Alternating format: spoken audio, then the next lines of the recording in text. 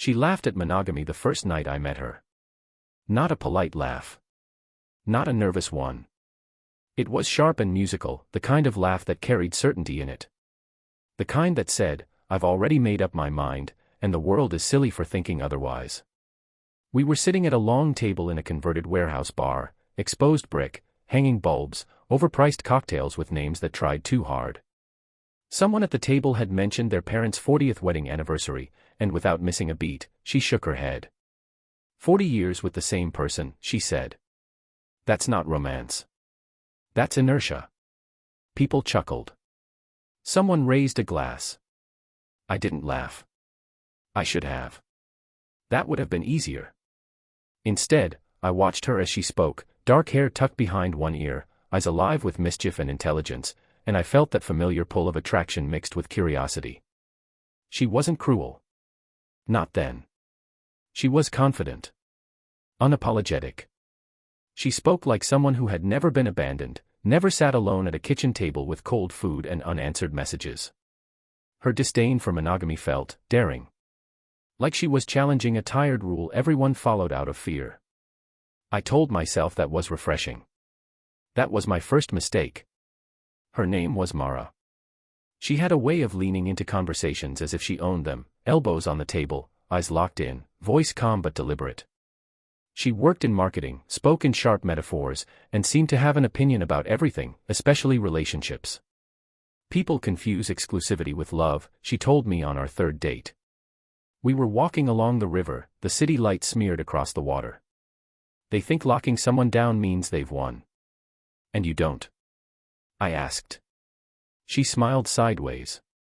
I think desire is fluid. Expecting someone to only want you forever is unrealistic. I remember nodding. Not because I agreed, but because I didn't want to challenge her yet. I was freshly divorced back then, still bruised. From a marriage that had ended quietly, painfully, without betrayal but without warmth either. I told myself I was open-minded now. Modern. Evolved. Mara felt like a rebellion against my past. At first, her comments about monogamy came wrapped in humor. She'd tease couples holding hands too tightly. See that, she'd whisper. Fear grip. She joked about wedding rings being status handcuffs. When a coworker announced her engagement at a party, Mara raised her glass and said, loud enough for half the room to hear, "Congratulations on choosing predictability." People laughed. I felt a flicker of discomfort, quickly smothered by attraction. I told myself she was just provocative. That she was pushing against norms, not attacking values. But the jabs kept coming. She'd roll her eyes when I mentioned loyalty. She'd smirk when I talked about commitment as if I were describing a childhood fantasy. Once, during a lazy Sunday afternoon, she said, "You know monogamy was invented for property rights, right? Not love." I remember staring at the ceiling, listening to her voice, and thinking, why does this bother me? The answer was simple. Because somewhere deep down, I still believed in the thing she mocked. And instead of honoring that, I chose to believe I could handle it. We moved in together faster than we should have. Part of it was convenience. Part of it was momentum. And part of it was my quiet, stubborn belief that love could soften edges.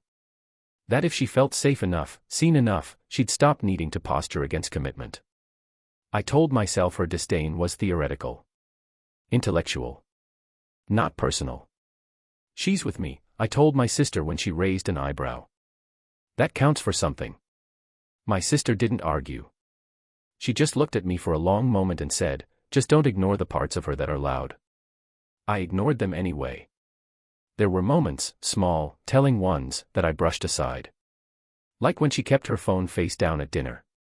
Or when she referred to an ex as a great chapter, instead of someone from her past. Or when she said, casually, I don't really believe in cheating. I believe in honesty. If you want someone else, that's just information. That one stuck with me. I remember asking, and if you don't share that information? She shrugged. Then the real crime is lying. Not the desire. I should have heard the warning in that. Instead, I heard philosophy. I told myself we were having grown-up conversations. The truth is, I was negotiating with my own values. Shaving off pieces of myself to fit beside her certainty. I didn't want to be the rigid one. The insecure one. The man who couldn't keep up with a woman who challenged norms. So I smiled. I joked back. I swallowed my unease. And she noticed. That was mistake number 2. The night everything broke was ordinary. That's what haunts me most. It was a Tuesday. Rain tapping against the windows. I came home early from a work trip, surprise flights, a chance to cook dinner together, maybe even laugh about something small and unimportant. Her car was in the driveway. So was another one. I stood there longer than I should have, suitcase still in my hand, staring at a stranger's bumper like it might explain itself if I waited long enough. Inside, the house smelled different. Not bad. Just unfamiliar. A cologne I didn't own. Music playing softly from the living room. I remember setting my keys down quietly. Like a guest. I didn't hear voices at first. Just movement. A laugh. Her laugh. The same one she'd used the night she mocked monogamy. I didn't see anything explicit. Nothing graphic. Nothing that could be dismissed as just a misunderstanding, either. I saw her standing too close to someone else. I saw a hand on her lower back that didn't belong there. I saw the way she turned her head when she noticed me, surprise first, then calculation. That moment, her eyes flicking over me, assessing, not apologizing, was the moment I understood everything. The world didn't shatter loudly. It went quiet. I don't remember raising my voice. I remember asking, very calmly, how long? She didn't even pretend to be shocked.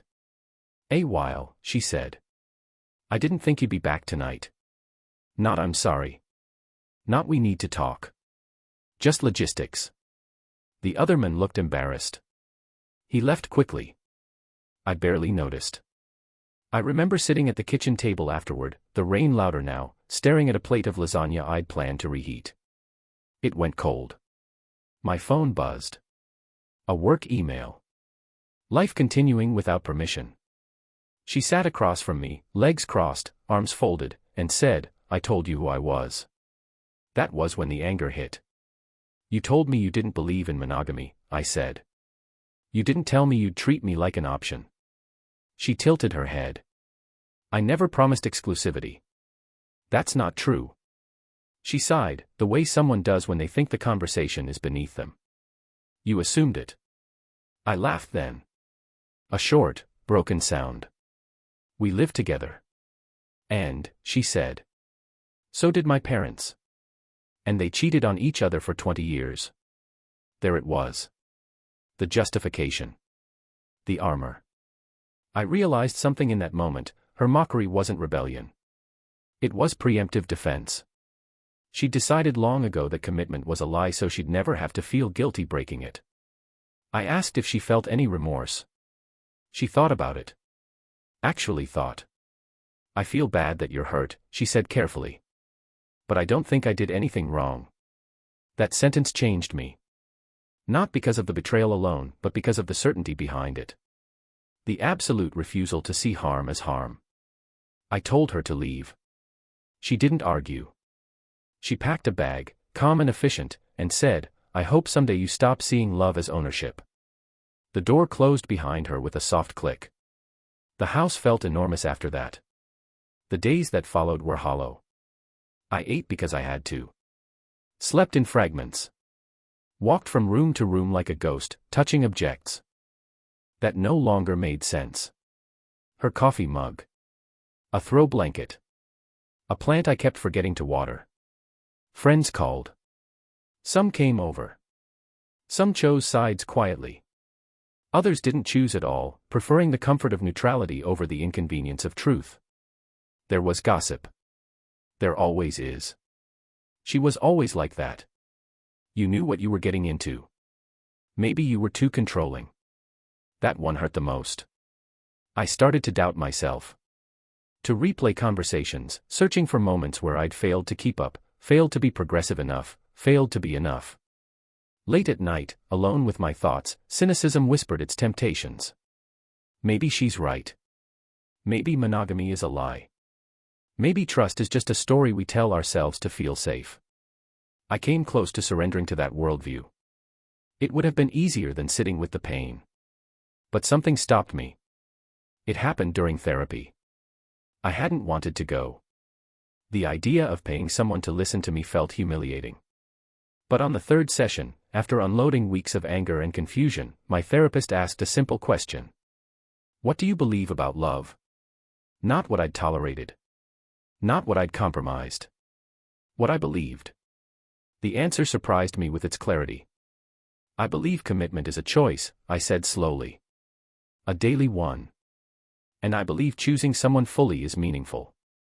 Saying it out loud felt like reclaiming stolen ground. I started journaling again. Not about her, but about me. About the man I'd been before I decided my values were negotiable. I reconnected with friends who didn't ask me to justify my pain. Who listened without trying to intellectualize betrayal away.